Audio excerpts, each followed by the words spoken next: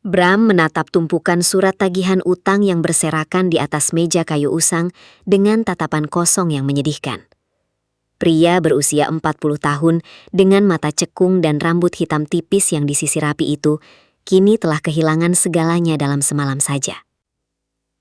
Aku tidak punya pilihan lain lagi selain mencari cara yang paling ekstrim untuk menyelamatkan keluargaku, bisik Bram dengan suara serak yang penuh dengan keputusasaan yang mendalam. Langkah kakinya yang berat mulai membawanya pergi meninggalkan sisa-sisa kejayaan hidupnya, menuju sebuah jalan yang tidak akan pernah bisa dia putar balik kembali untuk selamanya. Perjalanan menuju desa tersembunyi di lereng gunung itu terasa sangat panjang dan melelahkan bagi Bram yang sudah putus asa. Kabut tebal mulai menyelimuti hutan tua yang rimbun, seolah-olah pepohonan di sana mencoba untuk memperingatkan Bram agar segera menghentikan langkah kakinya yang lancang. Benarkah tempat ini benar-benar ada di peta, atau hanya mitos belaka? Tanya Bram dalam hati sambil terus menembus semak belukar yang tajam. Dia mengabaikan rasa sakit di kakinya karena rasa sakit akibat kemiskinan jauh lebih menyiksa batinnya daripada sekadar luka fisik di tengah hutan yang sangat gelap. Setelah berjam-jam mendaki, Bram akhirnya menemukan sebuah sendang dengan air yang sangat jernih namun terasa sangat dingin dan mencekam. Di pinggir sendang itu, duduk seorang wanita misterius berusia 50-an dengan kulit pucat yang sangat halus dan mengenakan kebaya hijau tua yang mewah. "Selamat datang, Bram. Aku sudah menunggumu sejak matahari terbenam tadi," ucap wanita itu dengan suara yang terdengar merdu namun dingin seperti es. Bram gemetar hebat saat menyadari bahwa sosok di hadapannya bukanlah manusia biasa, melainkan Nyai Puspa yang selama ini hanya dia dengar dari dongeng orang tua. Bram berlutut di tanah yang lembab, menundukkan kepalanya dalam-dalam sebagai tanda penghormatan dan rasa takut yang luar biasa kepada sang penunggu sendang. "Tolong hamba, Nyai. Hamba sudah bangkrut dan tidak punya apa-apa lagi untuk menghidupi keluarga hamba," rintih Bram dengan air mata yang mulai mengalir di pipinya. Nyai Puspa tersenyum tipis, sebuah senyuman yang tidak mencapai matanya yang dingin dan tajam seperti mata elang yang mengintai mangsa. "Kekayaan adalah hal yang mudah bagiku. Tapi, apakah kamu siap membayar harganya nanti?" tanya Nyai Puspa dengan nada bicara yang sangat penuh dengan tekad. Tanpa berpikir panjang mengenai konsekuensi jangka panjang, Bram mengangguk cepat dan menyatakan kesediaannya untuk melakukan perjanjian apapun, asalkan dia kembali kaya raya. Nyai Puspa kemudian meminta Bram untuk melukai telapak tangannya sendiri dan membiarkan darahnya menetes ke dalam air sendang yang jernih itu. "Biarkan darahmu menyatu dengan air ini sebagai tanda ikatan janji kita yang abadi," perintah Nyai Puspa sambil memberikan sebilah belati emas kecil. Saat darah Bram menyentuh air, permukaan sendang itu tiba-tiba bergejolak hebat dan memancarkan cahaya hijau yang sangat menyilaukan mata Bram untuk beberapa saat.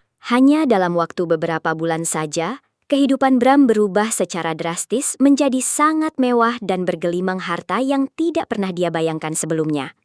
Bisnisnya yang dulu hancur, kini bangkit kembali dengan keuntungan yang berlipat ganda, membuatnya menjadi orang terkaya di kota itu dalam waktu singkat. Istri dan anaknya sangat bahagia dengan fasilitas baru yang mereka miliki sekarang tanpa mengetahui rahasia gelap di baliknya. "Aku berhasil. Sekarang tidak akan ada yang bisa merendahkan keluargaku lagi," gumam Bram sambil menatap tumpukan emas yang dia simpan di dalam brankas besar di ruang kerjanya yang... Namun, kebahagiaan itu mulai memudar saat jam dinding besar di ruang tamu Bram berdentang tepat pada pukul 12 malam yang sunyi.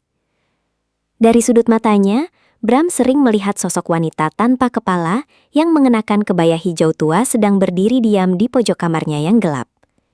"Siapa itu? Siapa di sana?"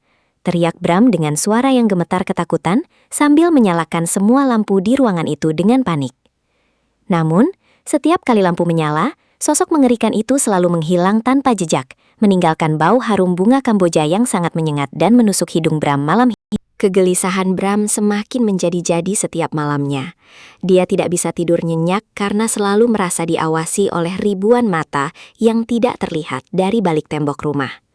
Meskipun rumahnya kini sangat besar dan megah, Bram merasa seolah-olah dia sedang tinggal di dalam sebuah penjara bawah tanah yang sangat sempit dan menyesakan. "Apakah ini harga yang harus kubayar untuk semua kekayaan ini?" tanya Bram pada dirinya sendiri sambil menatap bayangannya di cermin.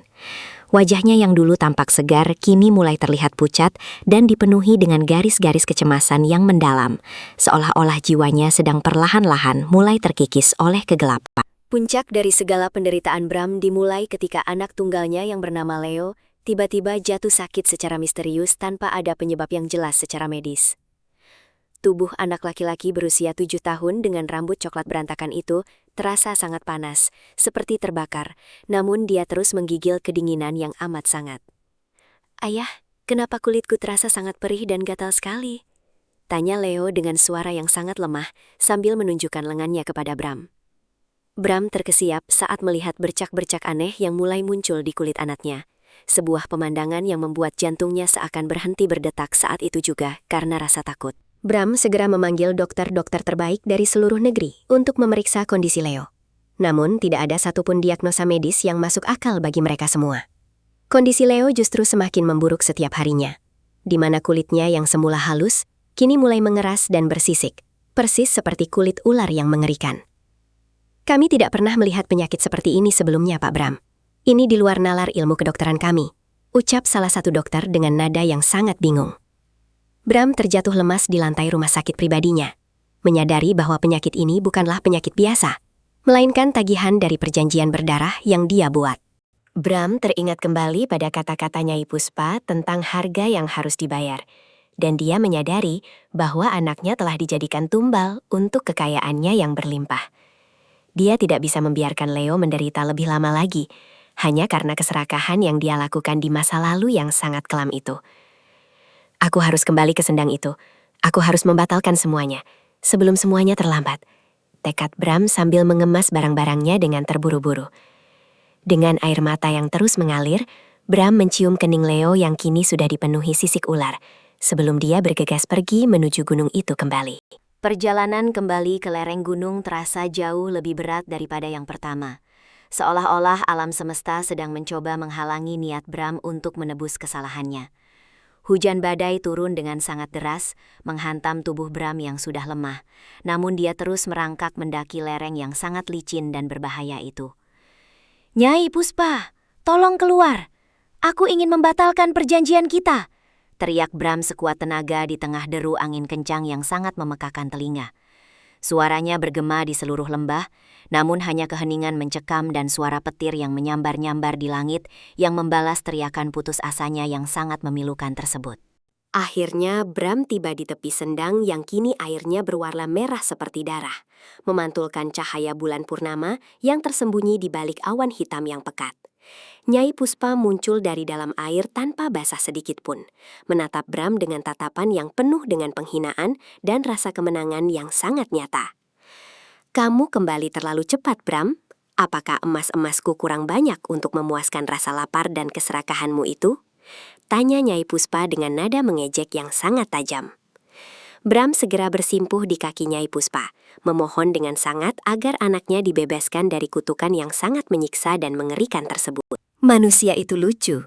Waktu miskin menangis minta harta, waktu kaya menangis minta nyawa. "Kamu pikir emas yang aku kasih itu gratis?" tanya Nyai Puspa dengan tawa yang sangat keras. Suaranya membuat burung-burung di sekitar hutan berterbangan ketakutan meninggalkan sarang mereka karena aura mistis yang sangat kuat itu. "Tolong Nyai, ambil semua hartanya lagi. Ambil rumahku, ambil mobilku. Tapi jangan anakku, dia nggak tahu apa-apa tentang semua ini," teriak Bram dengan penuh kepedihan yang mendalam. Bram menyadari bahwa semua harta benda yang dia miliki sekarang tidak ada artinya dibandingkan dengan nyawa anaknya. Nyai Puspa mendekati Bram dan membisikkan sesuatu yang membuat bulu kuduk pria itu berdiri tegak karena rasa takut yang sangat luar biasa menyelimuti hatinya. "Perjanjian sudah ditandatangani dengan tetesan darahmu di air sendang ini, Bram. Darah harus dibayar darah," ucap Nyai Puspa dengan suara yang sangat rendah. "Kalau bukan anakmu, ya kamu sendiri yang harus jadi budakku di dasar sendang ini untuk selamanya, sebagai pengganti nyawanya." Bram terdiam sejenak, menatap air sendang yang gelap dan dalam, menyadari bahwa inilah satu-satunya jalan keluar untuk menyelamatkan Leo dari kematian yang sangat mengerikan. "Aku rela, Nyai. Biar aku yang gantiin dia. Tapi tolong sembuhin dia sekarang juga.